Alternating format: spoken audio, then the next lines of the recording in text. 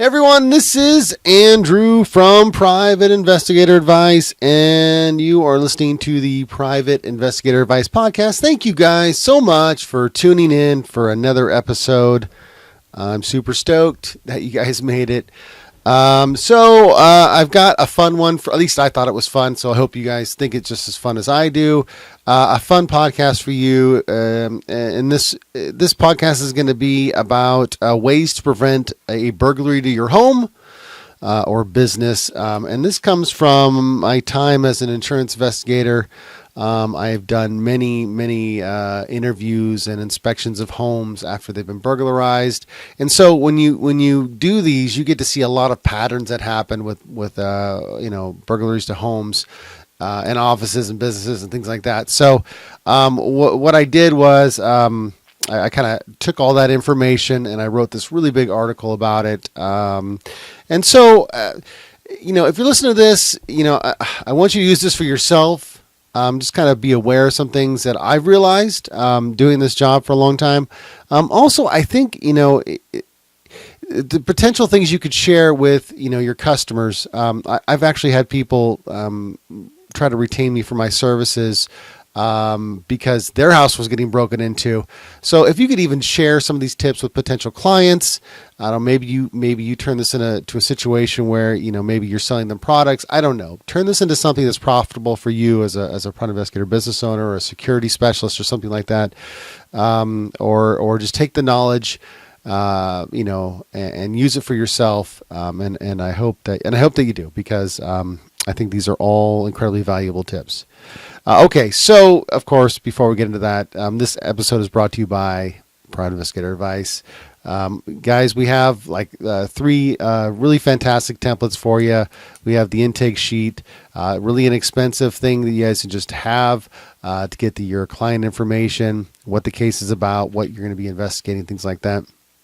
It's really simple. It's on a Word template, and you can change it and alter it whatever way you want to. It does expand these different little boxes, so it's just, you're not limited to certain space. With that being said, you can also print it out, and you can have it for someone to fill out if they're in your office or you're meeting them somewhere. So that's what I like about it. The second one we have, real quick, is the retainer agreement. Not all clients you're not going to need a retainer agreement for all clients, but the ones you do, you're going to be happy that you did. It's going to kind of establish what you're getting paid for. When you do this, you're making this, and, I'm not going to charge you for this, and it's all on paper, so everybody knows what's going on. And your kind of rules and guidelines are established for your assignment, what they're supposed to do, what you're supposed to do. So there's no misunderstanding. It's all on paper. And finally, the surveillance template, one of my favorites. Listen, this is going to detail all the things you need to have in your surveillance report. I provide an example report just so you kind of see the verbiage. And it's in reference to an insurance case, a fictitious one, but you'll get the idea. You're going to see some of the verbiage. It's going to be important for not only business owners who maybe are just getting into surveillance, but also guys and gals who get into the investigation industry and want to know what they're kind of getting into and kind of being prepared for, the inevitable job that you're going to get. So there's also a video in there to kind of walk through it. I think it's 10 minutes, just kind of a walkthrough, kind of me verbally explaining what each section's about and why it's there and such and such. All right. So that's it, guys. If you guys want to check that out, if you're listening to this podcast on your phone or your favorite device, I'm going to put the notes, put the links to all this stuff inside the notes to that podcast. If you can't get link to it from there, definitely go to piadvice.net and you'll see templates advertised on there. Also, if you're on YouTube, just go down below in the show notes, the details, and it'll have links to the things. Okay, so let's get into this podcast. Okay, so again, obviously, when you do, people get burglarized, in investigators, they go there and they interview the homeowners.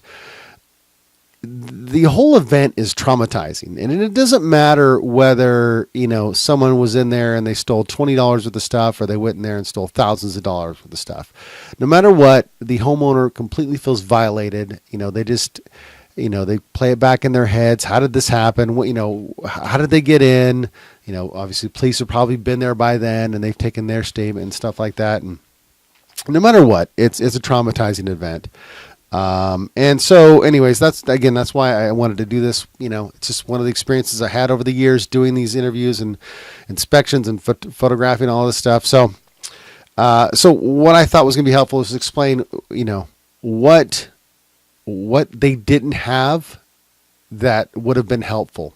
So, one of the examples is, almost every burglary that I ever went to take photos of and interview homeowners and things like that. Every one of them that didn't have a video camera in their home usually had one by the time I got there to interview them. So within a week of the burglary happening, or the break-in, they all have video cameras. Okay, so my number one thing for you, not number one, but one of the things that I would highly recommend is getting a video camera for your business or your home. You want to get some kind of a system going on. Now, obviously video cameras are not going to stop somebody from doing it, but it could be a deterrent. And sometimes deterrents are the greatest things, to keep people from breaking in. If they see something, there might be a thought in their head, a second thought like, I might get caught, so I might not want to do this. So anyways, and when I wrote this, I just want to give you guys some ideas of some security systems. Now, listen, there's a ton of them out there. And I always whenever I go to Costco, there's got to be like 5 or 6 security camera systems you could probably get. If you go to Best Buy, you can find a bunch of them there. But I don't know about all those. I only know about a few, like personal experience or really close friends that have experience with them. So one of the first ones that I saw that I thought was unique was the Arlo system.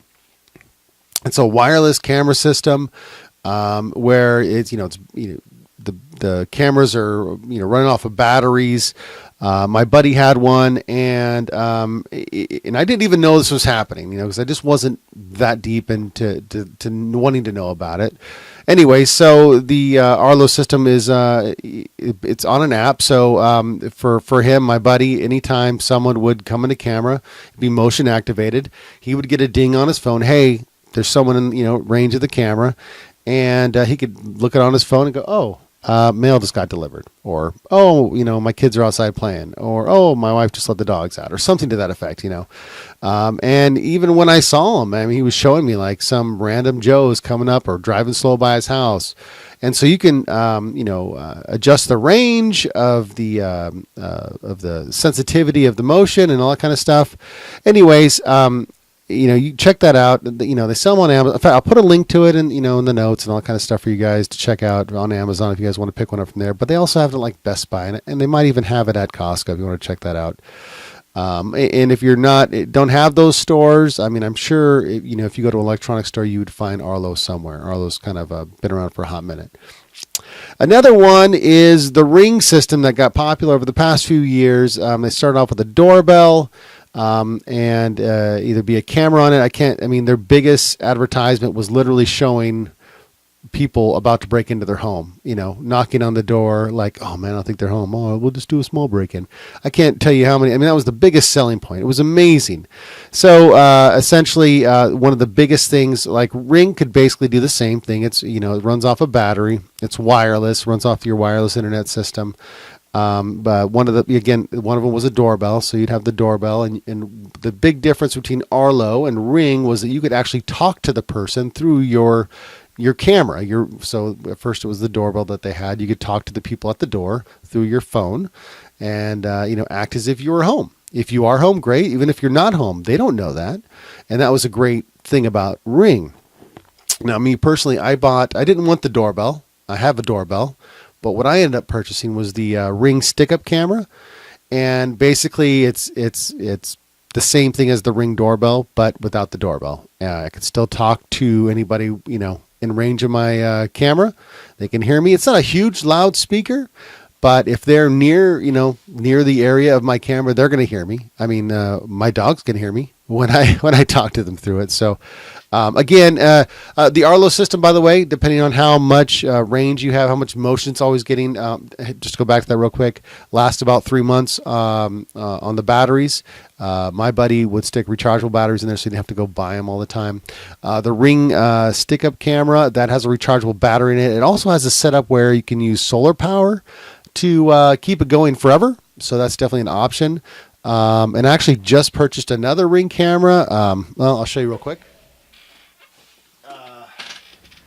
It's the Ring Spotlight camera. They were doing a deal on it. It was like I want to say it was like 100. I don't know. I totally can't remember now. It's like 150 or 170. It was cheaper. So I said, oh, I got to get this. And so yeah, I'm going to add this to my collection. I like Ring. There is a subscription. I think it's like $25 for the year. So for them to store the video, whatever it is, on their system, or give you access to it, I can't remember, to be honest with you. But check it out. For me, I like Ring. I'm sticking with the Ring. It was affordable for me, at the time. So, and the last system that I had, which I mean, you could get it. I don't necessarily. Well, it's not the last one, I should say. But another one is Comcast. Comcast has a security system. I wasn't a big. It's a security system with a camera. We'll talk about security systems in a second, but the camera was nothing great. It was one camera. I think they've updated the system where there's multiple cameras. I'm not quite sure, but definitely it's an option if you have Comcast in your area. I'm not a big Comcast fan, so I don't even want to actually promote it. But if you guys are, fantastic, check them out. And there's another system. Well, we'll talk about that in a second. Okay, so. One of the other things, when you go into a home that people wouldn't have, but they would get right after, their burglary to their home, would be an alarm system, right? I know it sounds like a lot of no-brainer stuff, but I mean, guys, it's the stuff they didn't have, and then obviously they get it thereafter. Why do people get alarm systems? Well, potentially prevent a burglary, someone from breaking into their home or their office, right? Or if they do, it alerts authorities, and maybe bells, whistles go off, and then the police department's notified, so we can get someone there fast, right? So there's the benefit to alarm systems. I don't think that I've ever gone to a break-in where the alarm system was either there or was on. Every break-in that they did have an alarm system, either it didn't work at the time of the break-in or it wasn't turned on. So what's the point, right? So anyways, I would recommend getting an alarm system. There is, there's different companies. I mentioned Comcast. They have an alarm system. ADT is another kind of brand in the United States that's very well known, been around for a while. I can't even vouch for them, in regards to whether they're good or not. I'm just throwing the name out there if you want to check them out. Another one was, I'm trying to think of the name here now. I'll post it in there. Basically, it's an alarm system that you can set up yourself, which might make it a little bit cheaper. So you basically get everything that you would get with ADT or Comcast, and you don't necessarily have to have it monitored. I think they do provide an option, and I'm sorry it's skipping my brain right now, but I'll definitely put a link to it. It'll be in the written article that I wrote that I'll attach to this video in this podcast. So I apologize for that. So okay, the next thing the person did not have in a break-in was they didn't have a dog. So every house, every business, no one had a dog. The one that I did do interviews with, the people that had their house broken into, their dog was a little dog and it was kenneled. So it was in a little kennel and it couldn't do anything anyways, even if it wanted to. So that was one of the big things. Now, dogs, nobody wants to mess with a dog. Now, I have family members that are police officers, and they said that people, obviously burglars will come in and they will, break into a house even with dogs. And he said in his time that he's even seen dogs beat up pretty bad and injured from these idiots that break into the homes. So that is a thing that could happen. That's not something that I've experienced, but I just wanted to share that with you. But generally speaking, dogs are a deterrent, right? They're loud, they're barking. If someone are walking around your property, like in most cases, they're going to bark, right? I know that my dogs do. So they bark even when there's nobody there. So everybody knows that I have dogs. You don't want to come in my property because that would be a mistake, right? So anyways, barking dogs. In fact, my neighborhood in general. Like, I remember my neighbor used to say, "Man, I'm really sorry. My dog was barking last night." I go, "Man, I didn't hear it, but even if I did, I don't care. Like, if it's barking at someone walking in our neighborhood in the middle of the night, good. Like, I'm glad. Your dog's doing its job and alerting anybody else around here, alerting you. I'm sorry I didn't hear it. I wish I would have heard it now. But anyways." Love dogs for that purpose. I love dogs anyways, but I love dogs for that purpose. And some other homes that I've been to in the past that have been burglarized did not have neighboring homes. So they didn't have anybody to kind of keep an eye out for their homes. And that happens a lot of times, and especially in different neighborhoods as well. Like, I don't know what they were thinking, because I came from California, and all the homes that we had were like, you had a home on your left, you had a home on your right, and you had a home behind you. So you were kind of surrounded by all your neighbors, right? Like, and so everybody, I don't know. I just felt like it was a little bit harder to get to your backyard or your property unless, they went through the front door, which, people do that, but I just felt like it was harder. So, and you move to Washington, and I'm like, there's these back alleys everywhere, like in every, neighborhood, not all of them, but like in Seattle, they're everywhere. Like, everybody has access to their backyard. Tacoma's huge for that. They just alleys back there. I don't know what they were thinking when they developed the area, but there's just alleys. Some, have garages back there that lead to it. Some don't. Like, that's just kind of the thing. But what happens is knuckleheads drive by and they scope out homes. I have a neighbor that I used to have, had a nice car in his backyard, and he parked it back there, and somebody literally pulled up, actually parked behind my house, opened the gate on his house, and started stripping the car. Like, took the tires off, stole the stereo. And by the time they were done, the son had come out and said, "What the heck are you doing?"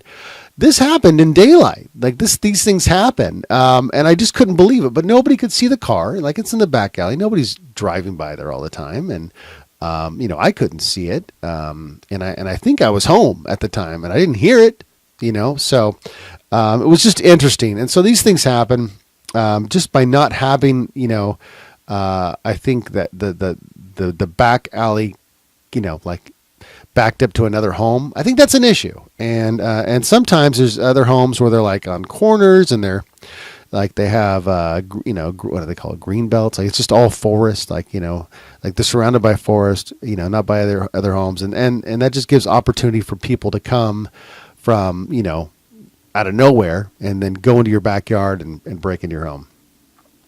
So that's another thing. I previously mentioned they didn't turn on their alarm system. Again, what's the point of having an alarm system if you don't turn it on? Some of the things that they might have done, homeowners might have done, that might have contributed to the making it easier, more accessible to breaking into a home. One of the biggest things I've seen is social media. Social media is one of those things where, you just don't know necessarily who's watching. And that's why I always tell you guys, please make your profiles private. You don't want anybody seeing what's happening, with you and your family and things like that you don't want to see, right? That you don't want to share.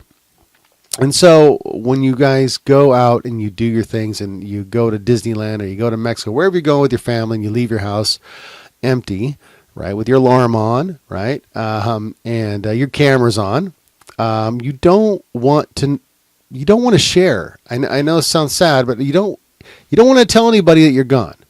You don't want to share photos in Disneyland and let anybody know that you're gone, because you just don't know who knows, that you don't want to let someone know that you shouldn't know, and then give them an opportunity to break into your home. And that's one of the things that I've seen, and people know, like, it's one of the questions that I ask, like, did you guys, talk about it? Did you guys mention it, that you guys were out of town?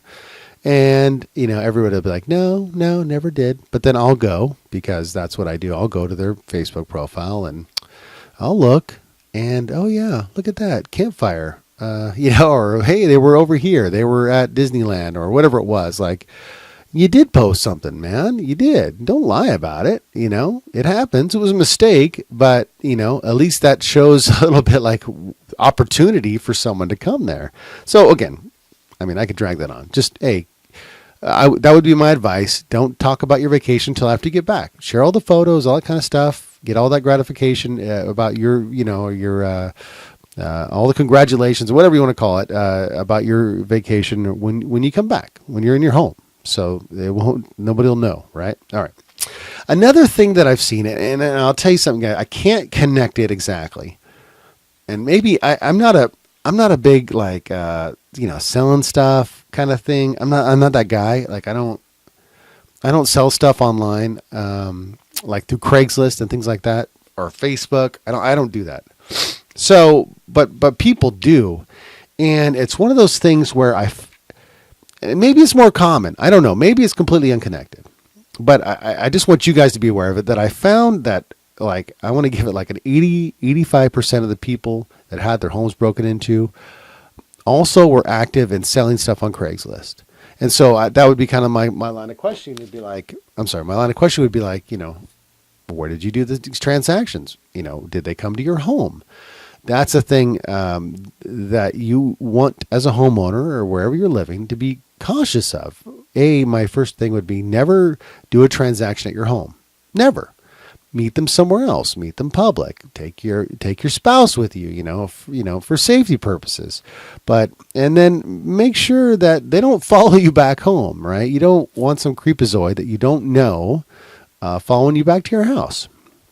So I don't know.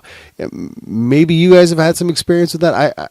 I just be careful, be wary. I just see that like 85% of the people that I've interviewed are actively selling stuff on Craigslist. So just be careful with that. Okay, so additional ways to prevent burglaries from your home. Okay, we're going to kind of get into a good list here. Make your house look occupied. There's going to be different things that are going to make you do that. So to do that, I wouldn't have packages delivered to your home when you're not there. I was taking my dog for a while. Well, this is just you don't want packages accumulating on your porch for days at a time. People are going to see that. So either they're going to steal your packages or know that you're not home. There's two things are going to happen. So I still remember, and this was probably a couple of years ago, I was taking my dog on a walk, and there was these two boxes in front of this guy. He's like right next to the sidewalk on the grass, and I look in the boxes, and there's all these medications, like pills. Like this guy was having his medications delivered to him. And I look at the address, and it's like 6 blocks away from this location. So someone had taken them off this guy's porch, opened them up. Oh, they're pills. It's nothing, whatever. They dumped them. They're not going to do anything with the pills. So I picked up the boxes and, anyways, I got my car, picked up the boxes, took them to the place, and this guy had boxes all on his porch. And so I had to get the neighbor to take the boxes over there because the guy was, missing in action. He wasn't home. He hadn't been home for a few days. So again, it made it look like the guy wasn't home, having all those boxes stacked. So I'm sure they felt completely comfortable stealing those boxes. Anyways, that would be the main thing. Get a PO box, get a UPS box. If you're a private investigator, I would already recommend doing that. Anyways, obviously you don't want to have your address of your business be your home. You want that to be somewhere else. So like for me, that's what I do. My PO box is my address for my business. Okay. Number 2 I would do is I'd have some motion lights on your property. Again, anything that you can kind of be a deterrent, freak somebody out, make them feel as though that they can be seen. It's all about a deterrent. My neighbor has spotlights on his garage. Like when that bad boy goes off, I know that there's somebody, either it's him or somebody that shouldn't be there at night. Like just those are the two things. And it's probably not him because he's old, so he's probably not out and about. And so it's usually somebody that shouldn't be there. So that's a great thing to have. You got to have some motion lights. Obviously when you're not home, leaving your lights on, leave some lights on. That's going to make the house look occupied. You want to give somebody the doubt that the house is empty. Another old trick that my wife's grandfather used to do, because he had owned a couple of homes, he would leave his a radio on in the house to make it sound like someone's in there. So if anybody was about to walk in, they heard the radio, maybe they would think someone's in there and think twice about breaking in. So you can use that. Another good one is using timers for your lights in your home. I mean, unless someone's super scoping out your home, if they see lights on, lights off at different times, that might be an indicator that somebody's home, so they might not break in. I've also, on that same thing, and I don't think I might have to add it to this. Another thing that comes in handy is motion lights for your bathroom and for your hallways and things like that. So when you walk in, it's really an energy saver, but at the same time, if you got little animals, if you got cats and stuff like that in your house, and you leave them, maybe you leave them in the house for a couple days while you're gone, they're walking around, they're turning on lights all the time, right? So that's another great way to make your house look occupied. There's this product. In fact, I probably should test it. I've had it for years, and I used it a few times. It's kind of brilliant. It's called fake television, and I'll put a link to this because it's so awesome. So basically, it's this box that you kind of point at a window in your room, whatever room it is, and just leave it on. And when it gets dark, it will look like the television's on, and it will change these. It's quite brilliant. It's not that expensive. You guys got to check it out. But it's called fake television, and it's going to make make it look like your television is on your house, even though it's not. And it's just a small little box. And again, the whole point of it is to make it look like your home is occupied, right? Right. Okay. My next little subtopic here is make it more difficult to break in your home. Right. So we're trying to make your house look occupied. And so maybe that doesn't scare them. So now we're going to make it harder. Right. We want to make it more difficult.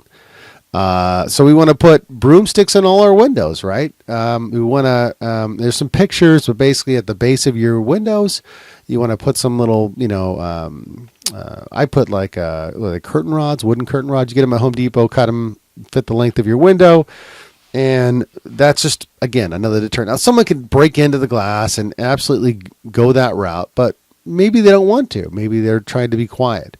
So, that would be a great deterrent for them to, maybe try to use a crowbar. Maybe they're just not going to wedge it because that's not going to move.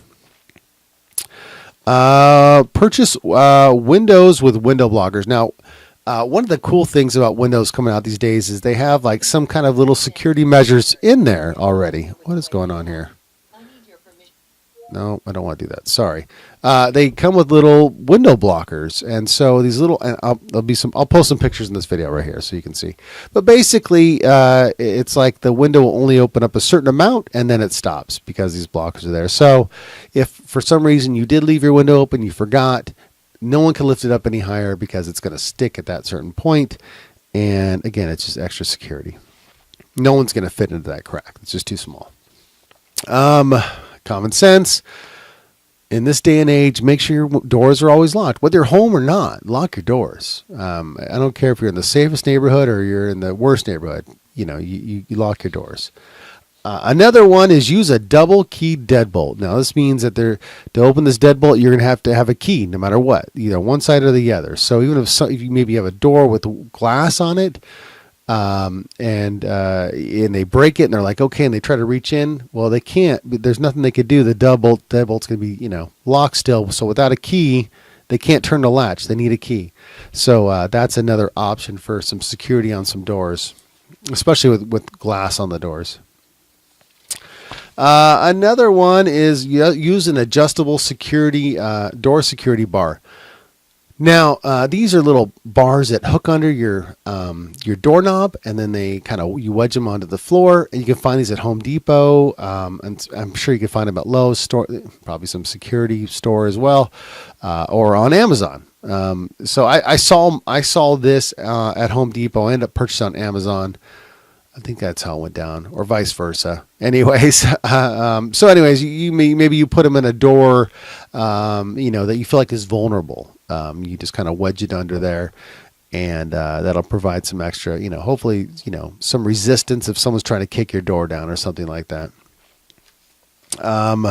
So I'm going to go ahead and mention what some other websites have said. Now, these aren't my experiences anymore. This is what I did a little research myself, so I'm going to kind of share that stuff with you.